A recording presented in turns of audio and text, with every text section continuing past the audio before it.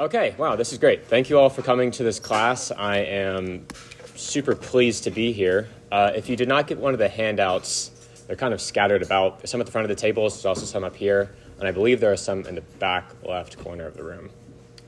So my name is Jack Trent. I teach philosophy and ethics at St. Francis High School, and I thought we could just jump right in. My plan for today is to be extremely introductory. So the challenge for myself is to work myself from the bottom to the top in a way that I don't use any words that I haven't explained yet. So this class is very much designed for the beginner. And it should take around 30 to 40 minutes or so. And I'm going to leave time for questions at the end. Having said that, I would probably prefer it if you had a question that you think would be illuminating for the audience. Just raise your hand and ask me in the middle of the...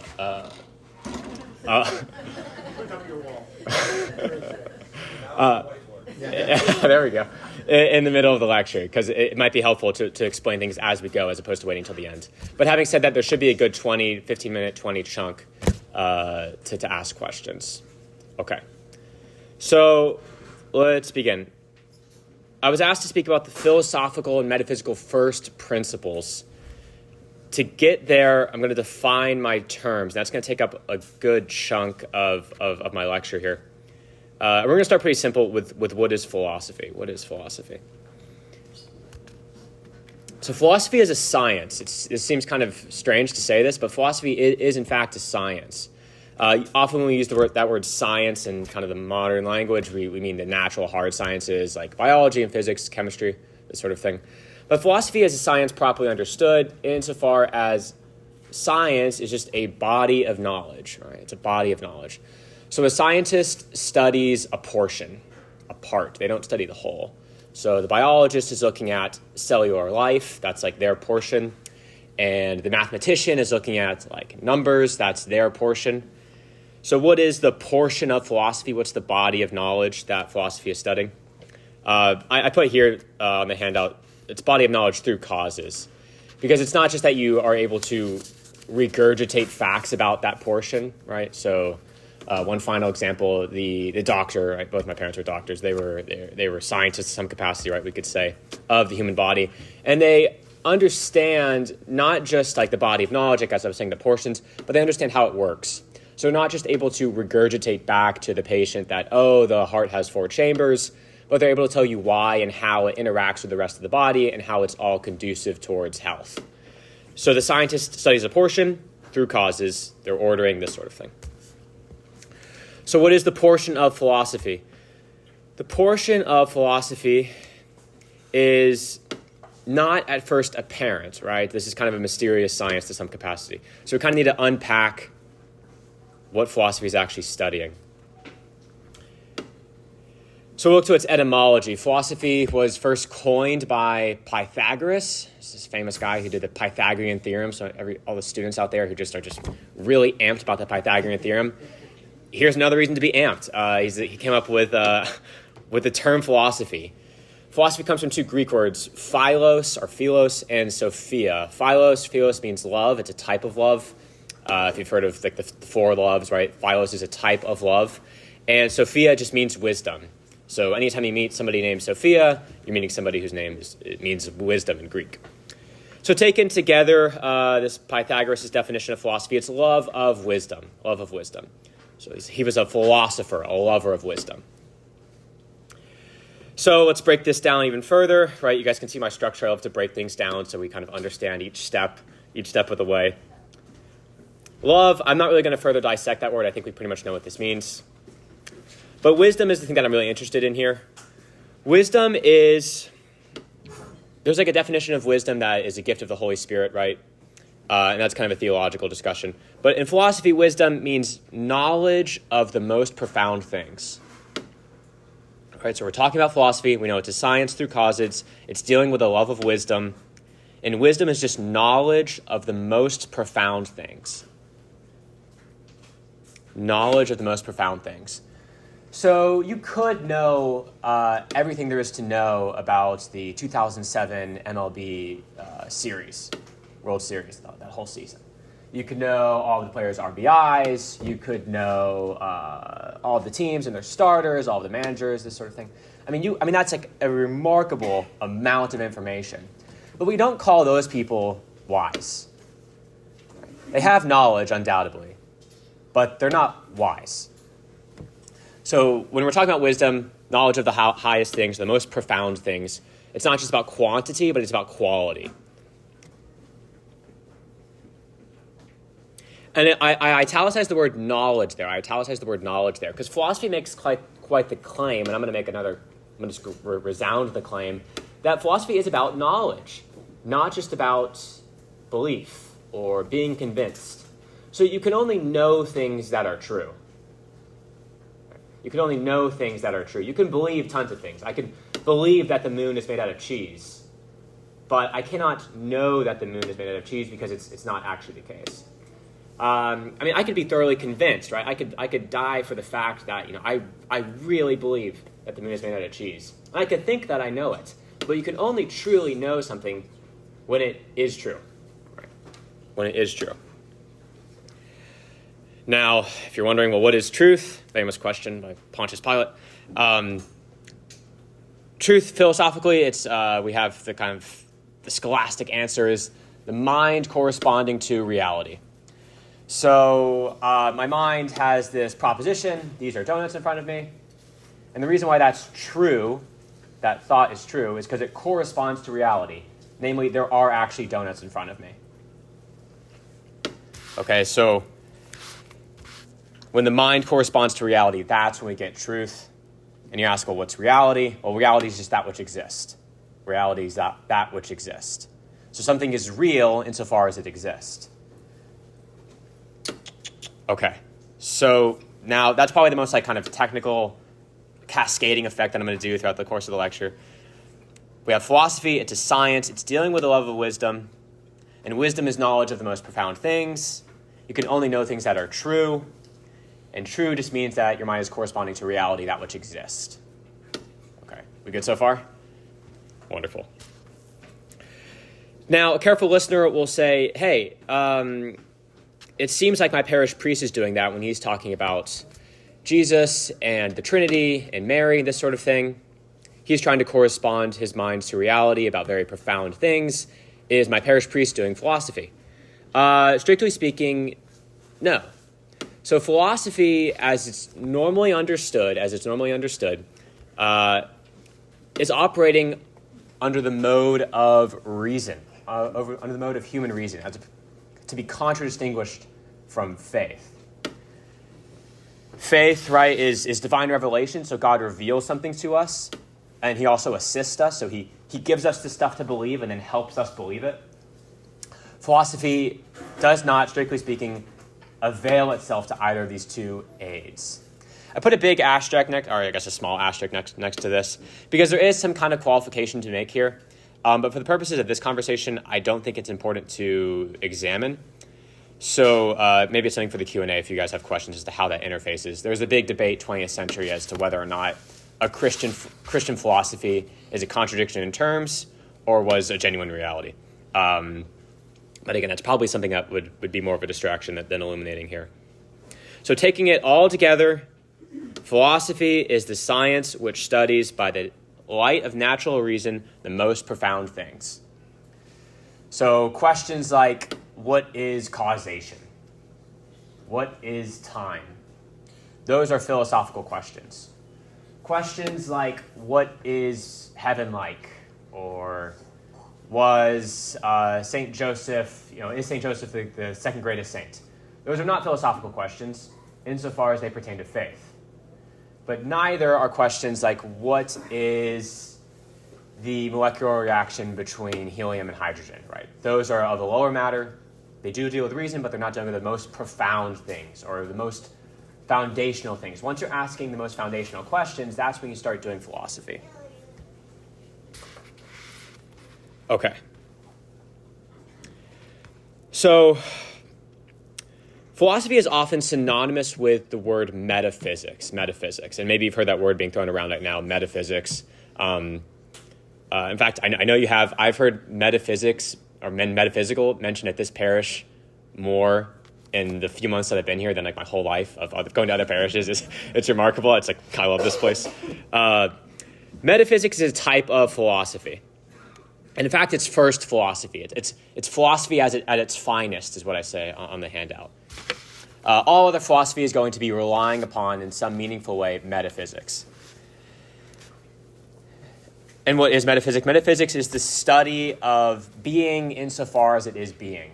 Okay, Mr. Trent, break that down a little bit, because that's just a bizarre sentence. It really is. So you could study squirrels. Like you could do this with your life. You could study squirrels.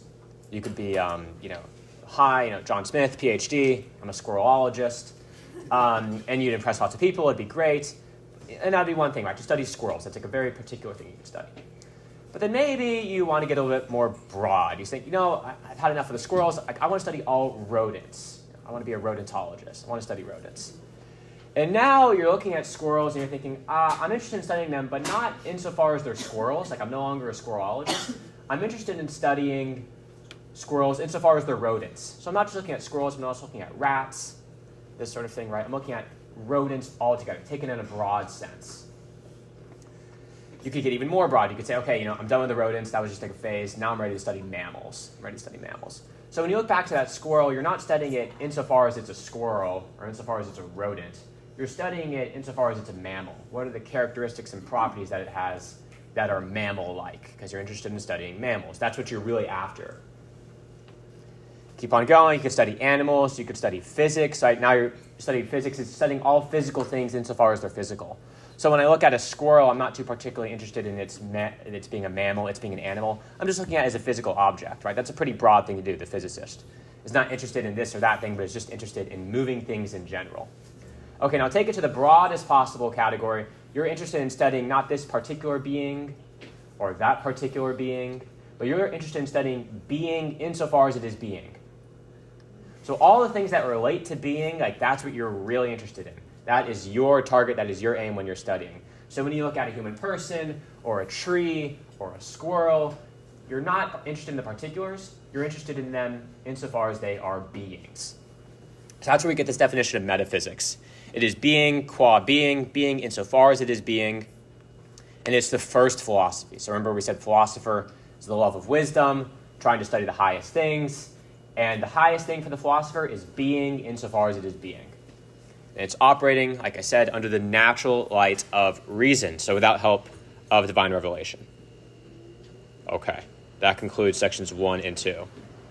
We good so far? Are we tracking? Going too fast? Hopefully not. So what are first principles? Well, let's define, right? You'll see that philosophers, they love to define their terms. It's like they don't want to talk until we've defined all the terms at play. What are first principles? Well, first, that word first is neither chronologically first, like it's not the first things you learn. Like when my first philosophy classes were going on, they're like, okay, here are the first principles. That's not really how that works. Neither are they historically first. They were not the first things that were discovered.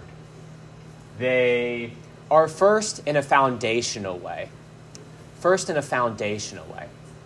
you want to use an even bigger word, an ontological way.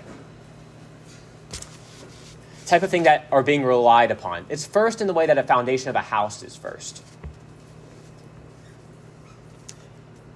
Principle is, scholastically, it's used that out of which something flows. A principle is that out of which something flows. It's like a source.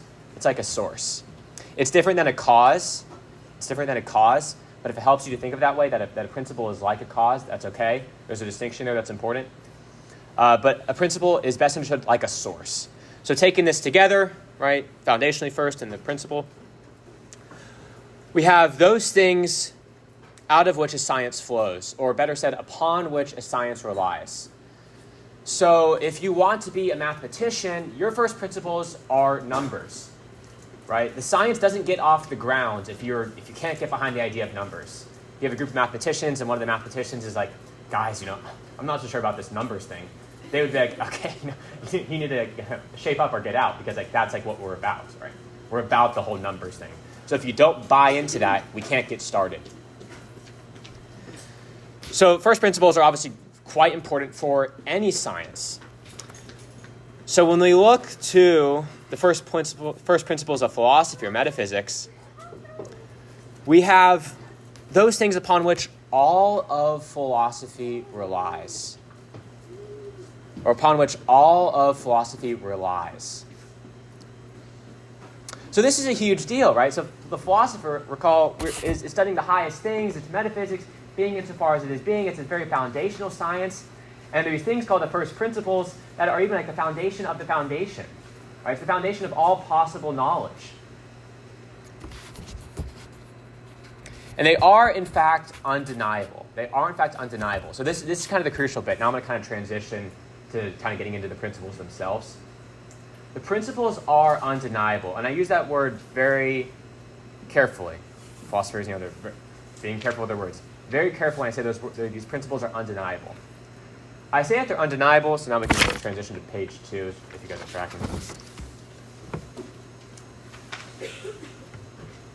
I say that they're undeniable because every attempt to object to them, to question them, to contradict them, will in fact be utilizing the principles in their objection. So if that was a little obscure, it'll become clear as we go through each of the first principles. But this is kind of a broad claim I want to make at the beginning, that every objection to these first principles will presuppose the first principles themselves. All right, so I've merely asserted that, but hopefully you'll see as we go through. So, before we jump into the first principles, I want to recap one last time. We're studying philosophy, which is the science, the body of knowledge that deals with the highest things. Knowledge means that these things are true. We're not just believing them or being convinced by them, but that these are in fact true. And true just means corresponding to reality, that which exists. We're doing this without the help of divine revelation. And that really what we're interested in studying is metaphysics, being insofar as it is being, the broadest possible sense. And we're studying today in this class the first principles of metaphysics and of philosophy. Those things upon which the rest of the science lies. Okay, so let's get into it. If you find these first principles a little underwhelming, if by this point you're like, okay, Mr. Trent, please, give it to us. We're super excited for these first principles, and you find them to be something of a letdown, in some sense, that's a good thing. Because as Father kind of mentioned, they kind of be like, well, of course, duh. But first off, you'd be surprised. So I went to a public university, and you see some wild stuff there. So they're actually not ubiquitous, in the sense that they're believed everywhere. But to clearly articulate them is another thing entirely. So that's why the genius behind the course is just to articulate them clearly so that way you can have a firm foundation upon which to do your thinking. So the first one is the most underwhelming. The principle of identity. Everything is equal to itself. There you go. It's groundbreaking. Everything is equal to itself. A, therefore A. So, if I would make an argument, I would say, my name is Jack Trent, therefore my name is Jack Trent. We're getting some chuckles. It's like, okay, what are you I really am spending my time on a Sunday to hear this stuff. Yes, you are. Hang on. It'll become more interesting. But this is important. So it's the type of thing that you can't doubt. If you were to point to it and say, oh, that Mr. Trent, he told you about the principle of identity, but the principle of identity has been proven wrong a long time ago. In fact, the principle of identity was disproved by David Hume, famous Enlightenment philosopher in the 18th century. Okay, so out of the course of, if you're ever speaking to someone like this, just turn around and run away. But in the course of that little, 3 or 4 propositions there, they use the principle of identity 3 times. If you don't believe in the principle of identity, if you're casting doubt upon the principle of identity, you cannot use the same thing multiple times, like across multiple iterations, and expect it to mean the same thing. So, if you don't believe in the principle of identity, the second the words leave your mouth, we don't know if they mean the same thing. Right? It would be really bizarre if you were trying to talk to somebody who didn't believe in the principle of identity. You would say, I don't know, one of your kids or something, like, oh, please hand me that chair. And then they're like, what object are you talking about? It's like, oh, that chair right there. It's like, oh, how do I know that thing you're talking about is also this? You wouldn't even know what to do with such a person. Right? You can't ground them, she says. Yeah, that's probably a start. you can't prove it to them because, again, in trying to break this principle of identity, you would have to presuppose it and utilize it. So that's the first one. That's the first one, the principle of identity.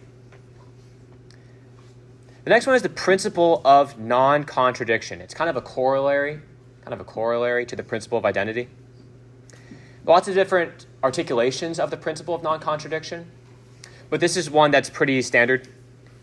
It is impossible for a thing to be and not to be in the same way at the same time and the same respect. So I'm Jack Trent, I'm 5'11". I can't also be 7'5" at the exact same time that I am 5'11". I cannot be 5'11" and 7'5" at the same time in the same respect. Now, I can be 5'11" and 4 feet, just at different times, right? I could be 5'11" at 22 and 4 feet at, I don't know, age 6, 7? I don't know how tall you are at these ages. In a similar manner, I can be at a bank and not be at a bank. If by the first sense of the word bank, I mean a financial institution, and the second sense of the word bank, I mean like by the side of a river, right? So the law of non-contradiction, or the principle of non-contradiction, those words are interchangeable, law and principle. The principle of non-contradiction states that you cannot be and be at the same time in the same way and in the same respect, right? So a square circle is a true metaphysical impossibility. Something cannot be a square and a circle at the same time in the same way, right? So here comes a really bold claim, and this sounds blasphemous, but don't worry, it's not. Even God cannot make a square circle. This helps solve some of our problems with, like, could God make a rock that's so big that you couldn't lift it? I mean, there's like a million things wrong with that, but one of the things that's wrong with that is that contradictions don't exist. Like, you're never going to stumble upon a square circle, even in thought, right? You know, the angels don't get to see square circles. It's like it's veiled from our sight, but they get to see it. It's a really glorious square circle. I don't know, maybe it is. So again, so you say, oh, okay, but the principle of non-contradiction, didn't Hegel, prove that wrong?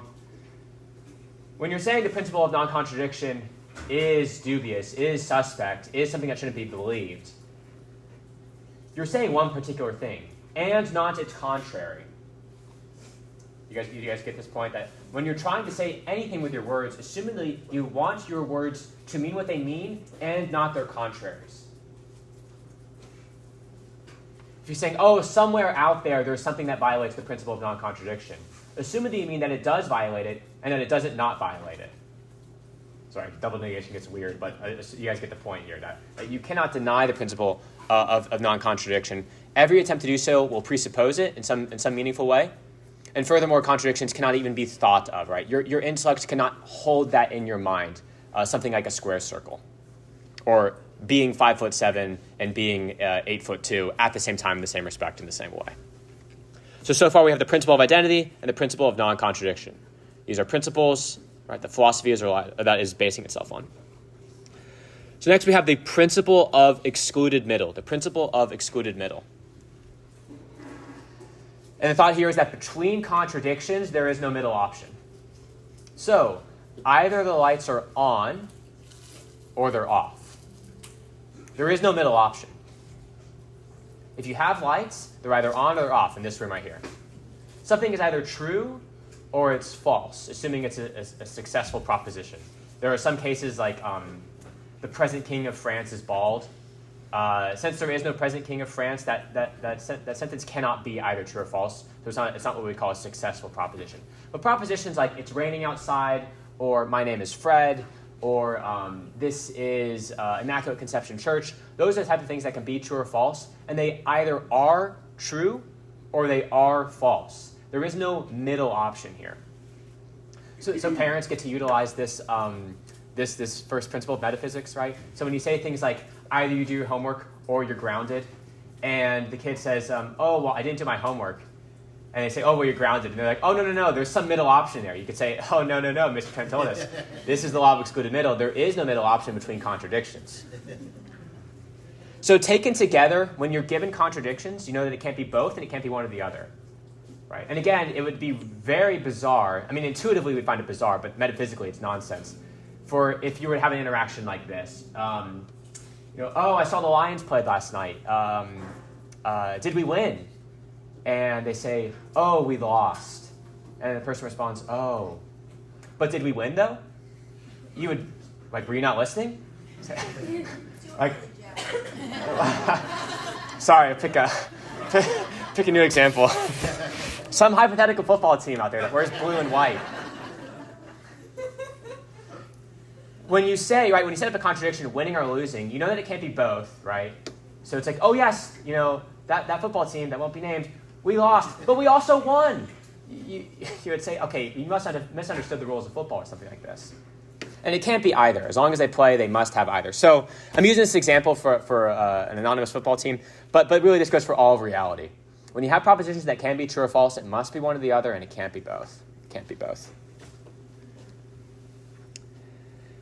Okay, so those are probably the most basic first principles. This last one here, I say last because these first four are really, when you say first principles to a philosopher, these are the things that they're thinking of. There are some other first principles that I'm going to touch upon, but these are the heavy hitters.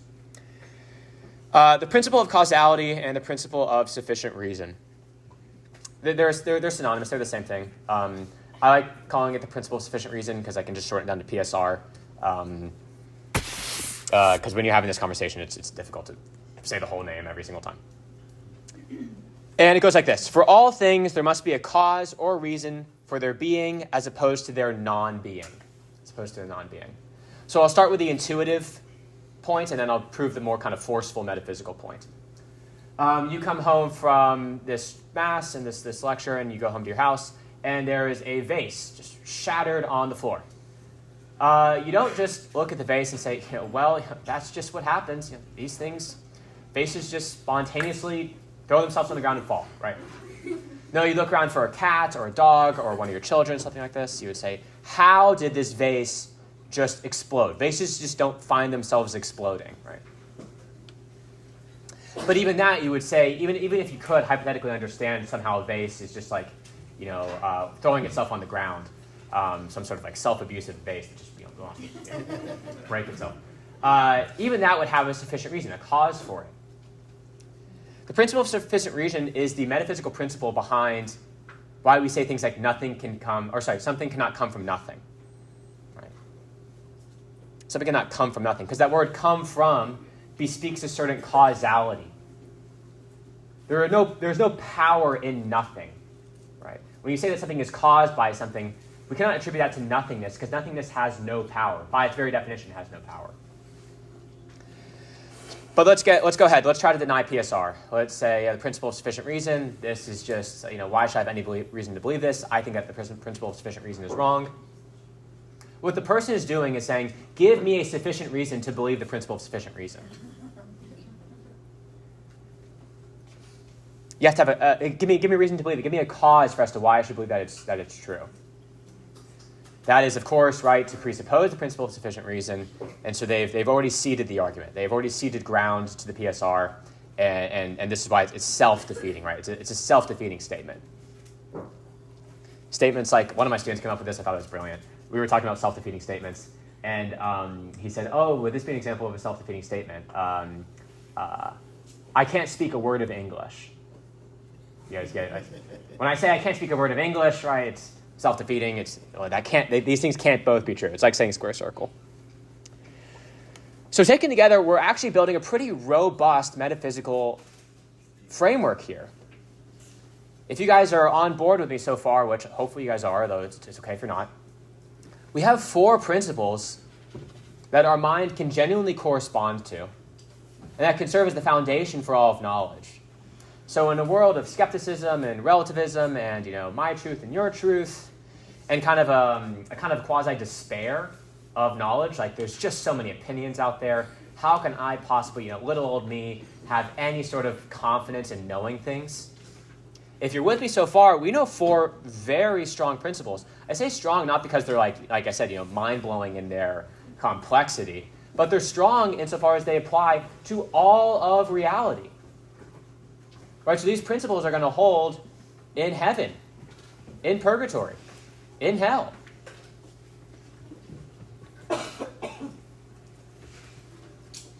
So, good so far. We're going to move on to kind of some softer first principles. I call them softer because they're not as fun as the four I've just spoken, but they're still important. So the first principles of ethics, I just do one here. Do good and avoid evil. Do good and avoid evil. This is the first principle of ethics. It doesn't so much apply to our knowledge, but in terms of our will. We are always going to do good and avoid evil. Now we might differ radically on what it means to do good and what it means to do evil. You might think that doing good is maximizing utility, or in just conquering your enemies and making them suffer. And that's what I'm about, Mr. Trent. That's what's good. And what's evil is allowing my enemies to live. It's okay, calm down, but at least you understand that you're trying to do what's good and trying to avoid what's evil. So we can quibble about what's good and what's evil, but we can't quibble about is the fact that we want to do the good, or that we do the good and we avoid evil. Any action you do is because you're trying to do good and avoid evil. Even if you get that warped or distorted or horribly wrong, you're aiming for a good. So that'd be first principles of ethics. And that's really the job of ethics, is to find out, well, what exactly is good, right? We don't just want to do what we think is good. We want to do what really is good. We don't just want answers. We want true answers. And so that's where ethics comes into play. And that's where, of course, the Catholic faith illumines this all brilliantly. So lastly, I'm going to touch upon just a couple of epistemological first principles. Epistemological just means relating to knowledge, how we know things. The first is the general reliability of the senses. So as a philosopher, this is one of the things that we deal with all the time is but can we really know? Do I really know this is a table? Probably made famous by Descartes, right? The very famous cogito ergo sum. I think, therefore I am. I'll take a brief excursion just to rip on that for a second, because there's just so many things wrong with it. And this is a serious problem. A lot of people think, are we living in a simulation? Is this all just a figment of my mind? Is this just a leap of faith? Do I just take a leap of faith that there really are these other things called other human beings, that there really are tables? No, it's not a leap of faith. The reason why you can't say, I think, therefore I am, is because what are you presupposing there, right? What are you presupposing? Presupposing, well, in his time, you're presupposing the Latin language, right? You can't just help yourself to language and make that your foundational starting point. I can doubt everything else except for, my own mind. It's like your mind was first trained and given a language by other human beings. So you can't start in your mind. If you start in your mind, you never get out of your mind. And so it truly is not a starting point. The starting point is to recognize reality in its entirety. So this epistemological first principle of the general reliability of the senses is that, our senses aren't right every single time. Hallucination is possible. Being deceived is possible. But the way we recognize we're deceived is by our senses. So you're am I dreaming right now? And you're no, I don't think I am, right? You use your senses to get it figured out. Or you realize that you were hallucinating or being deceived by your senses kind of reaffirming things. I just took the surgery, I was taking weird drugs to undertake the pain, and I thought there was just this massive dragon right here, but now I realize there really is no dragon here. So what am I doing? I'm using my senses to correct my senses. So you don't get to reject the senses, because all knowledge is built upon the senses. Right? To do so, to say, I don't believe in the senses, or I don't even know what that means. It's I don't trust my senses all the time, in a kind of comprehensive way. I'm throwing them out in terms of their validity. You're using language which you have heard from other human beings, right? You are presupposing the general reliability of the senses by trying to deny them. So you don't get to start in your mind. You don't get to start philosophy with, okay, I'm going to doubt everything except for the fact that I'm a thinking thing, and I'll go from there. Right? You start with reality in its entirety. Okay, last thing I'll say before I open up for Q&A. Looks like we're going to finish a little early. More time for questions. We have being and essence are the first notions of the intellect, the first things that are conceived by the intellect. famous articulation by Avicenna, a Muslim philosopher, and Aquinas repeats them in his book, De Esse et Essentia. The very first thing that your intellect picks up on is being and essence, or nature. So I've made kind of the negative claim that you can't doubt everything. That's the negative claim. The positive claim is that the first thing that your intellect picks up on is being and essence. So you recognize in one foul swoop, in one glance of the intellect, that something is and what it is. That something is and what it is. Even if, and this is the crucial part because it can be misinterpreted, even if you can't fully comprehend what it is. So you might be confused as to the nature of the thing in some capacity, right? So maybe you're hiking out in the wilderness, the desert, let's say, and you see something off in the distance, and you're like, I don't know what that is. And you're like, that Mr. Trent, he was wrong. He said the intellect picks up on things being and their nature immediately. But I see that thing is, but I have no idea what it is. Have you proven this principle wrong? No. Because by recognizing that mysterious thing in the distance, you're at least able to start predicating some properties to it. Namely, the fact that it's not a desert, let's say, or that it's moving. So even if you can't get all of the properties, you can still recognize something of its nature. Because truth be told, you can't actually fully exhaust the nature of anything. Aquinas says, I actually don't know whether this is like a hypothetical or this is like an actual anecdote that occurred in kind of medieval ages. I really hope it didn't actually occur. But somebody, right, hypothetically, could lock themselves up in a cell and just study a bee for 30 years. And they would not fully exhaust what it means to be a bee. Right, so our intellect actually can't even fully exhaust the nature of anything. So it's not an objection to say, we can't, being in essence can't be the foundational points for our knowledge because we can never grasp the essence of something, that's kind of fuzzy or what have you. We don't really grasp the essence or nature of anything fully. Nevertheless, it is the case that being and essence are the first thing that our intellect grasps onto. We see a thing, that it is, and we know what it is.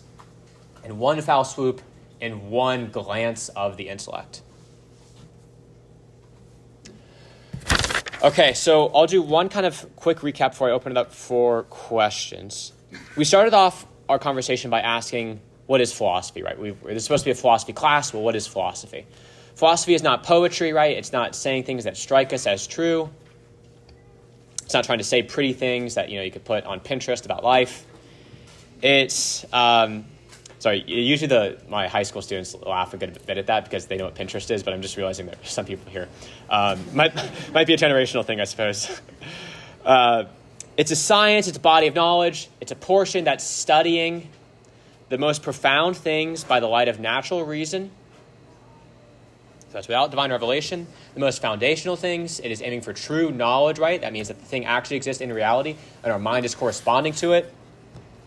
Metaphysics is the first type of philosophy, which means that we're studying being qua being insofar as it is being. We're not interested in this being or that being, but being in general and the things that relate to being. And we're looking at the first principles. What is it that metaphysics is relying upon for us to have any foundation of knowledge, for our mind to correspond to reality? What are those principles that are really foundational?